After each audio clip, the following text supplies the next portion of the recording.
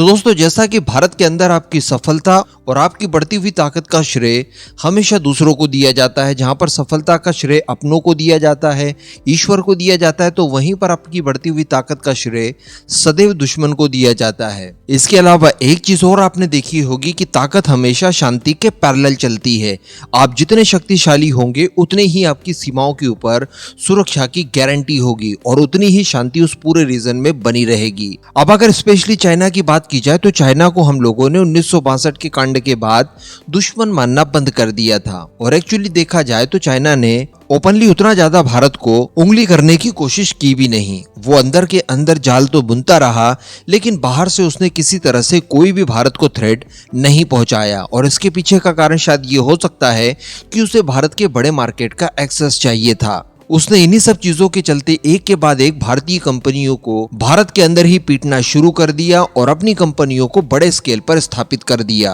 जहां भारतीय mobile phone या फिर इसके अलावा विदेशी नोकिया फोन, सैमसंग या फिर HTC जैसे फोन्स को पूरी तरह से डाउनग्रेड करते हुए अपने मोबाइल फोन्स चला दिए और आज हमें पूरी तरह से अपने चंगुल में ऑलमोस्ट जकड़ लिया है। भारत ने भी इन सब चीजों का किसी तरह से कोई प्रत्युत्तर नहीं दिया और भारत ने तो इवन यहाँ तक की पॉलिसीज तैयार कर ली कि अब चाइना की तरफ देखना ही नहीं है, पूरा का पूरा फोकस पाकिस्तान के ऊपर रहेगा। इवन चाइना से लगती हुई बॉर्डर्स के इलाके में तो इंफ्रास्ट्रक्चर भी बिल्ड नहीं करने हैं, क्योंकि अगर ऐसा किया तो उन्हीं इंफ्रास्ट्रक्चर का इस्तेमाल करते हुए चाइना की सेनाएं भारत के अंदर घुस जाएंगी। ये सारे काम जितने भी बॉर्डर इलाके में आप देखते हैं, ये वर्ष 2014 के बाद जो नई गवर्नमेंट द्वारा अपनी पॉलिसीज में चेंजेस किए गए उसके बाद ही हुए हैं। लेकिन दोस्तों, बताया जाता है कि 12 फरवरी 2014 को चाइना द्वारा एक ऐतिहासिक गलती कर दी गई। जी हाँ, उस समय भारत के अंदर इलेक्शन का माहौल चल रहा था। अप्रैल मई मंथ में इलेक्शंस होकर नई सरकार का गठन होना था और उसने हरकत की थी फरवरी मंथ में।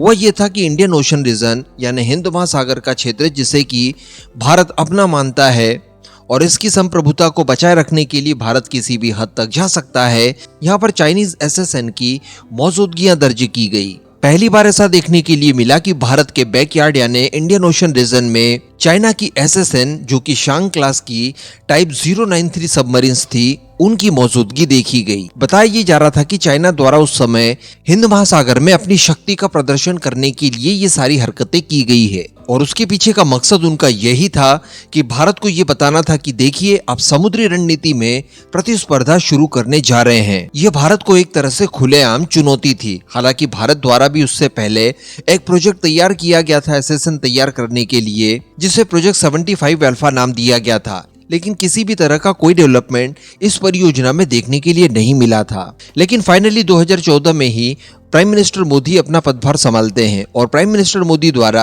फरवरी 2015 में कैबिनेट कमेटी ऑन सिक्योरिटी की एक मीटिंग में यानी CCS की मीटिंग में एक ऐतिहासिक निर्णय लेते हैं और वहां पर बताया यह जाता है कि अब भारत भी अपने लिए 6 नई न्यूक्लियर सबमरीन्स का निर्माण करेगा, वो भी भारत के अंदर। और जो पुराना प्रोजेक्ट था प्रोजेक्ट 75 अल्फा, उसे स्क्रैप करते हुए एक नए प्रोजेक्ट को लॉन्च किया गया, जिसे नाम दिया गया प्रोजेक्ट 77। यानी न्यूक्लियर अटैक सबमरीन तो बनाई जाएंगी ताकि चाइना को काउंटर किया जा सके, लेकिन इसी के साथ साथ ये पूरी तरह से स्वदेशी भी होंगी। अब ये प्रोजेक्ट केवल लॉन्च ही नहीं किया गया, बल्कि इसके डिजाइनिंग फेज को कंप्लीट करने के लिए CCS द्वारा फंड भी जारी किया गया। और देखिए, ये निर्णय काफी सही समय पर लिया गया, क्योंकि हर बीतते साल के साथ चाइना के साथ भारत के संबंध जो थे वो लगातार खराब होते रहे। ये जंग अब LAC से उठकर भारत के बैकयार्ड यानी इंडियन ओशन रीजन तक पहुंच चुकी थी। तो ऐसी परिस्थिति में लंबी दूरी तक गश्त लगाने के लिए और दुश्मनों के नेवल वेसल्स को डिस्ट्रॉय करने के लिए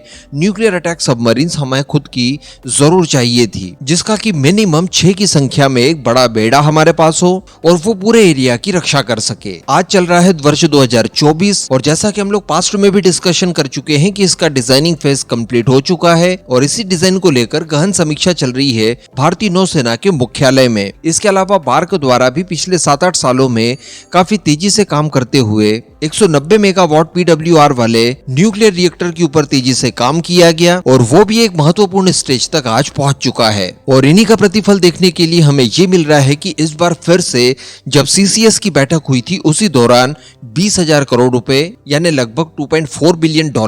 शुरुआती 2 सबमरीन के निर्माण के लिए मंजूर कर दिए गए हैं, जो कि काफी रियलिस्टिक भी लगते हैं, क्योंकि समय के साथ इन सब चीजों के ऊपर काम करना और ज्यादा कुशलता के साथ काम करना, इसमें खर्च ज्यादा लगता है। इसी तरह की सेम परियोजना के लिए जब SSBN बनाई जा रही थी, उस समय 16,000 करोड़ रुपए यानी 1.92 बिलियन डॉलर्स का आवंटन किया गया था। अब चूंकि सबमरीन में ज्यादा पावरफुल न्यूक्लियर रिएक्टर होगा, समय के साथ चीजें महंगी भी हो चुकी है, इसी वजह से यहाँ पर बजट पहले की तुलना में ज्यादा दिया गया है। अब वैसे तो इस प्रोजेक्ट के तहत कुल 6 सबमरीन्स का निर्माण करना है, लेकिन शुरुआत में 2 सबमरीन्स तैयार करके इस कार्यक्रम का मूल्यांकन किया जाएगा। इसमें जिस तरह के सुधार की जरूरत होगी वो सुधार करते हुए बाकी अगले चरण में पहुंचा जाएगा। तो अगर फरवरी 2014 में चाइना वो दुस्साहस नहीं करता और इंडियन ओशन रीजन में अपनी न्यूक्लियर सबमरीन्स को पहली बार डिप्लॉय नहीं करता, तो शायद ये चीजें हमें देखने सुनने के लिए अभी नहीं मिलती, या अगर मिलती भी तो इनको लेकर हम लोग काफी पिछड़ाव महसूस कर रहे होते समय के हिसाब से। हालांकि एंटी सबमरीन वॉरफेयर के लिए उसके बाद कई और सारे भी उपाय किए गए,